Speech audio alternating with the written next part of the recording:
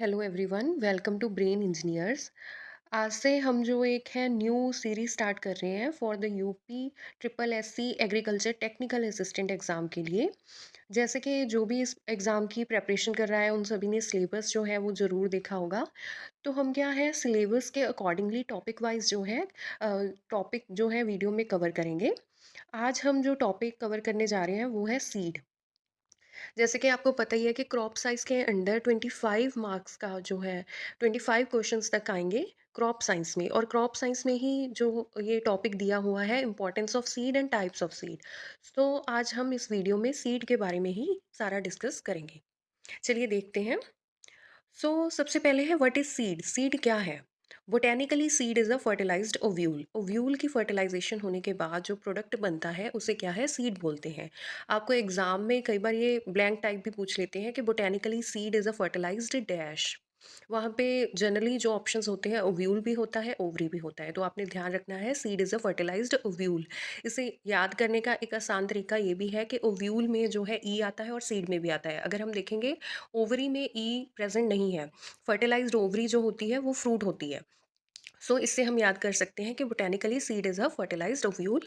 जब मैं पढ़ती थी तो मैंने इसे इसी तरह ही याद किया था। Seed consist of intact embryo, stored food and seed coat. Seed के जनरली पार्ट्स बताए गए हैं कि आइम्ब्रो होता है, स्टोर्ड फूड भी होता है सीड में, और उसके ऊपर क्या है, सीड कोट होता है। Seed is generally viable and capacity to germinate. Seed viability क्या होती है ये हम आगे अलग से डिस्कस करेंगे। अगर ये सबको क्लियर हो गया कि सीड क्या है, सीड क्या है, एक फर्टिलाइज्ड ओव्यूल है। आगे कई बार क्वेश्चन आता है कि नेशनल सीड एक्ट कब पास किया गया था। ये आप सबने वैसे पढ़ा ही होगा। National seed act was passed in 1966। अगर पूछ लिया जाए नेशनल सीड कॉरपोरेशन कब इस्टेब्लिश हुई थी, ये इस्टेब्लिश हुई थी 1963 में। ये भी कई बार ज़्यादातर ये क्वेश्चंस जो हैं आए हैं। नेक्स्ट हम देख रहे हैं कि क्लासेस ऑफ सीड। सीड की कौन कौन सी मेजर क्लासेस हैं। Seeds are grouped into 5 main classes. Seed की 5 में क्लासेस मानी जाती हैं। Nucleus seed, breeder seed, foundation seed, registered seed and certified seed. जो रजिस्टर्ड सीड है इसे कई बार ओमिट कर दिया जाता है। और जनरली क्या है, सीड की 4 क्लासेस पर ज़्यादा फोकस किया जाता है, जो कि है nucleus, breeder, foundation and certified seed. सबसे पहले हम देखेंगे न्यूक्लियस सीड के बारे में। न्यूक्लियस सीड क्या होता है? जैसे कि कोई भी वैरायटी है, इम्प्रूव्ड वैरायटी आई है, उसका जो इनिशियल सीड बनाया जाता है उसे क्या है, न्यूक्लियस सीड बोलते हैं। ये जो सीड होता है ये बहुत ही कम क्वांटिटी में बनाया जाता है, और इसे क्या है, जो जिस प्लांट ब्रीडर ने इस वैरायटी पर, किसी भी वैरायटी पर काम किया जाता है उसी के द्वारा डायरेक्टली ये सीड प्रोड्यूस किया जाता है। सो डेफिनेशन देख लेते हैं। It is the initial seed of N improved variety. किसी भी वैरायटी की का जो इनिशियल सीड होगा उसे क्या हम न्यूक्लियस सीड बोलते हैं। It is available in limited quantity, बहुत ही कम क्वांटिटी में अवेलेबल होता है। It is produce directly by originating plant breeder at research institute. इसे क्या है, प्लांट ब्रीडर रिसर्च इंस्टीट्यूट पर प्रोड्यूस करते हैं बहुत ही कम क्वांटिटी में। It has highest genetic purity. ये आपको याद रखना है कि न्यूक्लियस सीड की अगर जेनेटिक प्योरिटी पूछी जाए तो वो 100% होती है। 100% प्योर होता है न्यूक्लियस सीड, क्योंकि ये इनिशियल सीड है, इसमें इम्प्योरिटी होने के तो कोई चांसेस हो ही नहीं सकते। नेक्स्ट आ जाता है ब्रीडर सीड। अब जो ब्रीडर सीड है ये क्या है, प्रोजनी है न्यूक्लियस सीड की। प्रोजनी का मतलब कि न्यूक्लियस सीड से आगे जो सीड बनाया जाता है उसे क्या है, ब्रीडर सीड कहते हैं। It is produced under strict supervision of plant breeder at research institute. It is use to produce foundation seed. जैसे कि ब्रीडर सीड किससे बना है, वो बना है न्यूक्लियस सीड से। ब्रीडर सीड से आगे कौन सा सीड प्रोड्यूस किया जाएगा, वो किया जाता है फाउंडेशन सीड। ठीक है। इसकी जो जेनेटिक एंड फिजिकल प्योरिटी होगी ब्रीडर सीड की, वो ऑलमोस्ट सेम ही होती है एज न्यूक्लियस सीड की। एक जो बात इसमें खास तौर से आपको याद रखनी है कि ब्रीडर सीड के टैग का कलर कौन सा है। ये क्वेश्चन काफ़ी बार पूछा जाता है फॉर से कि ब्रीडर सीड का टैग कलर कौन सा है, फाउंडेशन सीड का टैग कलर कौन सा है। तो ये बात हम डिस्कस करेंगे इस वीडियो में। Colour of tag of breeder seed is golden yellow, puff colour का। इससे आगे आ जाता है फाउंडेशन सीड। फाउंडेशन सीड जैसे कि हमने पहले यूज़ किया कि ये क्या है, ब्रीडर सीड से फाउंडेशन सीड बनाया जाता है। Foundation seed is progeny of breeder seed. Breeder seed की प्रोजनी को क्या बोला जाएगा, foundation seed. It is also known as mother seed. Foundation seed को मदर सीड भी बोला जाता है। फाउंडेशन सीड से फर्दर कौन कौन से सीड प्रोड्यूस किए जाते हैं, रजिस्टर्ड सीड भी बनाया जाता है और सर्टिफाइड सीड भी बनाया जाता है। इसकी जो जेनेटिक प्योरिटी होगी फाउंडेशन सीड की, वो 99.9% होगी। और फिजिकल प्योरिटी जो है वो 98% तक अगर अगर होती है तो उसे भी परमिसिबल माना जाता है। फाउंडेशन सीड को प्रोड्यूस कौन करता है? इसे प्रोड्यूस करती है नेशनल सीड कॉरपोरेशन। ये कहाँ-कहाँ पर प्रोड्यूस किया जाता है? गवर्नमेंट फार्म्स पे, एक्सपेरिमेंट स्टेशंस पे, यूनिवर्सिटीज़ में, या फिर कई बार क्या होता है कि किसानों के खेत में भी उगाया जाता है, बट वहाँ पर स्ट्रिक्ट सुपरविज़न के अंडर ग्रो किया जाता है साइंटिस्ट की और एक्सपर्ट्स की। वो एक्सपर्ट कहाँ के होते हैं? स्टेट सीड कॉर्पोरेशन एजेंसी के जो एक्सपर्ट हैं। फिर वही आ गया कि कलर ऑफ टैग क्या है फाउंडेशन सीड का। ब्रीडर सीड का टैग कलर कौन सा था? बफ कलर था। और इसी तरह फाउंडेशन सीड का टैग कलर कौन सा है? वाइट कलर का होता है। आगे आ गया रजिस्टर्ड सीड। सो फाउंडेशन सीड से जो सीड प्रोड्यूस किया जाता है वो होता है रजिस्टर्ड सीड। कई बार क्या है कि रजिस्टर्ड सीड से ही रजिस्टर्ड सीड प्रोड्यूस किया जाता है। बट जैसे कि हमने पहले भी डिस्कस किया था कि 4 मेन क्लासेस मानी जाती हैं, रजिस्टर्ड सीड को ओमिट किया जाता है। वही बात यहाँ पे लिखी हुई है कि in India it is generally omitted and certified seed is produced directly from foundation seed.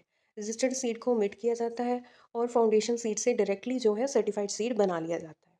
अगर आपको पूछा जाए कि रजिस्टर्ड सीड का टैग कलर कौन-सा है, तो ये होता है पर्पल या फिर ऑरेंज कलर का। नेक्स्ट आ जाता है हमारे पास सर्टिफाइड सीड। जो सर्टिफाइड सीड होता है यही फार्मर्स को दिया जाता है ग्रो करने के लिए। पहली तो ये बात आपको याद रखनी है। सो इस पॉइंट ऑफ व्यू से सर्टिफाइड सीड सबसे इंपॉर्टेंट हो गया है ना। सो ये प्रोजनी है, रजिस्टर्ड सीड से भी बनाया जा सकता है, फाउंडेशन से डायरेक्टली सर्टिफाइड भी बना लेते हैं, और सर्टिफाइड सीड्स को का यूज़ करते हुए सर्टिफाइड सीड प्रोड्यूस किया जा सकता है। ठीक है। इससे अप्रूव कोई भी सीड अगर बनाया गया है, कौन-सी वो एजेंसी है जो ये सर्टिफ़ाई करके देती है कि हाँ, ये सीड जो है सर्टिफ़ाइड सीड है, इस चीज़ को अप्रूव करती है। ये करती है स्टेट सीड कॉर्पोरेशन एजेंसी एसएससीए। अब सर्टिफ़ाइड सीड का टैग कलर कौन-सा होगा? ब्लू कलर का या फिर अज़ोरा ब्लू कलर। ये आपको याद रखना ही है। ये बहुत बार क्वेश्चन आता है कि फाउंडेशन सीड का टैग कलर बताइए, सर्टिफ़ाइड सीड का टैग कलर बताइए, तो अच्छे से याद कर लीजिए। Tag colour of certified seed is blue. आगे क्या आ गया कि it is available for general distribution to farmers. Certified seed ही आगे फार्मर्स को डिस्ट्रीब्यूट किया जाता है ताकि वो क्रॉप प्रोडक्शन कर सकें। आगे आ जाता है इंपॉर्टेंस ऑफ सीड। ये हम जनरली देख लेते हैं कि सीड की क्या इंपॉर्टेंस है। अगर देखा जाए तो सीड क्या है? सबसे पहली नींव है किसी भी क्रॉप के लिए। अगर सीड अच्छा होगा, डिजीज़ फ्री होगा, इंसेक्ट पेस्ट फ्री होगा, सीड में जर्मिनेशन कैपेसिटी अच्छी होगी, सीड ऐसा होगा जो एडवर्स जो इन्वायरमेंट कंडीशंस है, टेम्परेचर हाई लो हो रहा है, उससे रेज़िस्ट कर पाएगा, तभी हमारी जो क्रॉप है बहुत अच्छी बम्पर क्रॉप हम ले सकेंगे। सो सीड क्या हो गया? हमारी बेसिक इनपुट है, फाउंडेशन है किसी भी क्रॉप का, बेसिक इनपुट है एग्रीकल्चर के लिए। इसके ऊपर ही बाकी सारी इनपुट्स हम अप्लाई कर रहे हैं। पहले हम सीड ही तो डालते हैं मिट्टी में, इसके बाद ही है जब वो जर्मिनेट होता है फिर फर्टिलाइज़र्स अप्लाई किए जाते हैं या फिर इरिगेशन दी जाती है। So seed is the basic input in agriculture.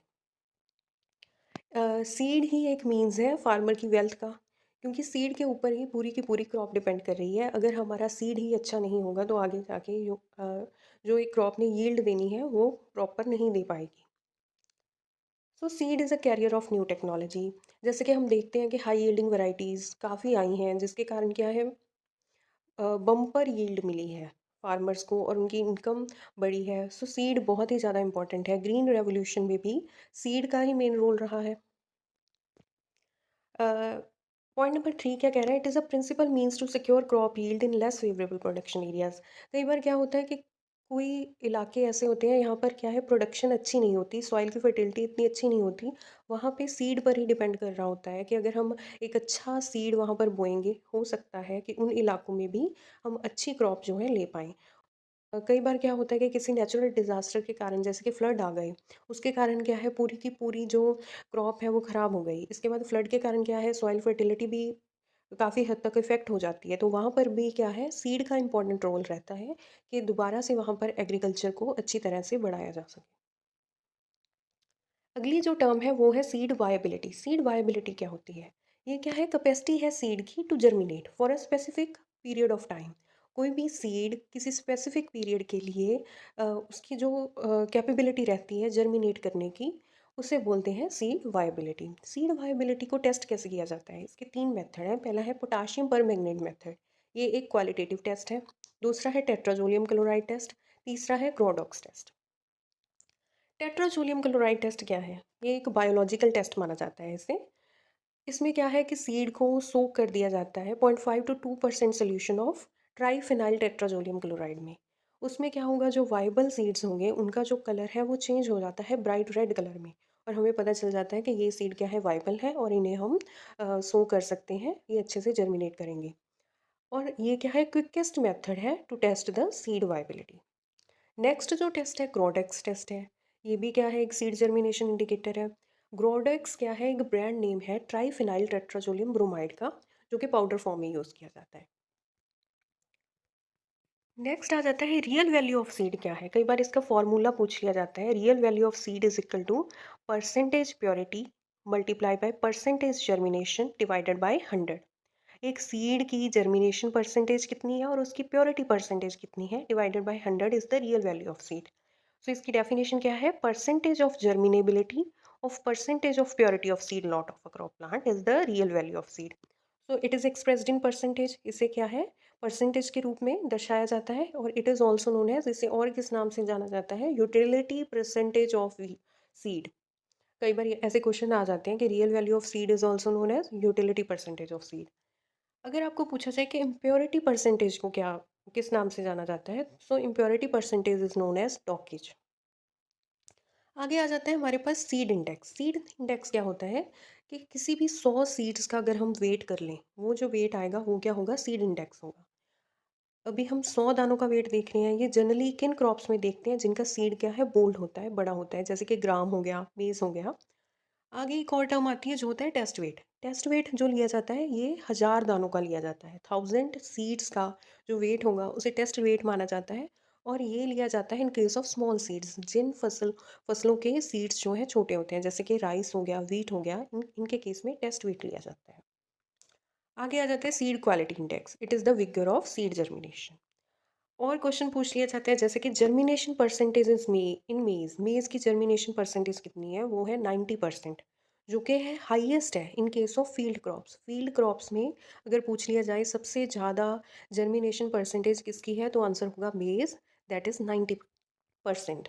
अगर पूछ लिया जाए लोएस्ट किसकी है, वो है कॉटन की, विच इज़ ओनली 65%। आगे आ जाता है सीड डोरमेंसी। सीड डोरमेंसी क्या होता है कि सीड वाइबल तो है, लेकिन वो जर्मिनेट नहीं कर पा रहा। हमने उसे सारी की सारी अनुकूल जो कंडीशंस हैं वो भी दे दी हैं, ऑप्टिमल कंडीशंस में उसे सो किया गया है। वो वाइबल भी है लेकिन वो जर्मिनेट नहीं हो पा रहा, सो उसे हम सीड डोरमेंसी बोलते हैं। So seed dormancy is unavailability of viable seed to germinate even under optimal conditions provided for germination. Viable seed germinate नहीं हो पा रहा even under the optimal conditions. So methods to break seed dormancy. Seed dormancy को दो तरीकों से break किया जा सकता है। पहला है स्कैरिफिकेशन, दूसरा है स्ट्रैटिफिकेशन। स्कैरिफिकेशन क्या होता है, कोई भी फिजिकल और केमिकल ट्रीटमेंट हम दे रहे हैं जिससे क्या है, उसका जो सीड कोट है सीड का, वो वीक हो जाए। अगर वो वीक हो जाएगा, सीड क्या है, जर्मिनेट कर जाएगा। सो इसमें क्या है, जैसे कि पोटाशियम नाइट्रेट 1 to 3%, ये as a strong dormancy breaker use होता है। थायो यूरिया यूज़ होता है in case of potato. Stratification, stratification ये होता है कि टेम्परेचर के साथ ट्रीटमेंट करना कुछ, जैसे कि लो टेम्परेचर, चिलिंग टेम्परेचर दे देना सीड को, जिसके कारण क्या है, उसकी डोरमेंसी ब्रेक हो जाती है। और seed should be kept at 2 to 8 degree Celsius for 12 to 24 hours. Seeds को क्या है, 2 से लेकर 8 डिग्री सेल्सियस टेम्परेचर में रखा जाता है 12 से 24 घंटों के लिए, जिसके बाद क्या है, उनकी डोरमेंसी ब्रेक हो जाती है। कुछ और भी देख लेते हैं, जैसे कि अदर कैटेगरीज ऑफ सीड आ जाती हैं। ऑर्थोडॉक्स सीड होते हैं, रिकैल्सिट्रेंट सीड होते हैं। ऑर्थोडॉक्स सीड वो होते हैं जो कि है वाइबल रहते हैं at a low temperature and low moisture content. Temperature भी लो है, मॉइस्चर कंटेंट भी कम है, लेकिन ये जो सीड है अपनी वाइबिलिटी लूज़ नहीं करते। इन सीड्स को हम बोलते हैं ऑर्थोडॉक्स सीड। ठीक है। एग्जाम्पल क्या है, सीरियल्स, बीन्स, इनके जो सीड होते हैं ये ऑर्थोडॉक्स सीड होते हैं। On the other hand recalcitrant seed जो होते हैं वो लो टेम्परेचर और लो मॉइस्चर कंटेंट पे वाइबल नहीं रह सकते। जनरली ये देखा गया है कि जैसे मॉइस्चर कंटेंट बिलो 12 to 14% जा रहा है, इसके बाद क्या है, सीड की वाइबिलिटी ड्रास्टिकली लूज़ हो रही है। ये कौन से सीड है, जैसे for example mango, coconut seeds are recalcitrant seeds. So ये थी हमारी आज की वीडियो जिसमें हमने सीड के बारे में काफ़ी कुछ डिस्कस किया। इसी सीड का हम ये पार्ट 1 था, हम इसके पार्ट 2 में सीड के बारे में और भी चीज़ें डिस्कस करेंगे। होप करते हैं कि ये वीडियो आपके लिए काफ़ी हेल्पफुल रहेगी। सो अगर आपको ये वीडियो अच्छी लगे तो काइंडली सब्सक्राइब कर लें चैनल को, ताजो क्या है आप टॉपिक वाइज़ और भी वीडियोज़ अ, देख सकें। Thank you.